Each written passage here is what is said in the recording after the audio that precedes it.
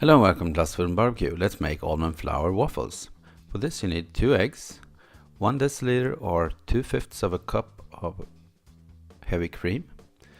And to this you add a pinch of salt.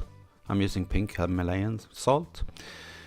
1 deciliter or 2/5 of a cup of almond flour. 1 teaspoon of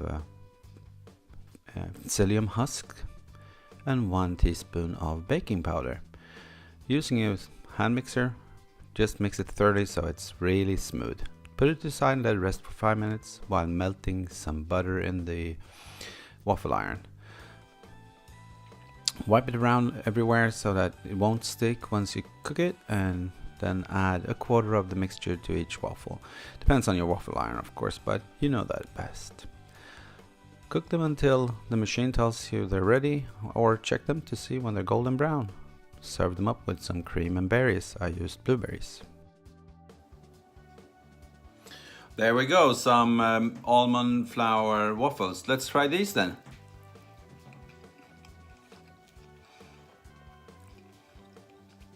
These were seriously much better than the coconut flour ones.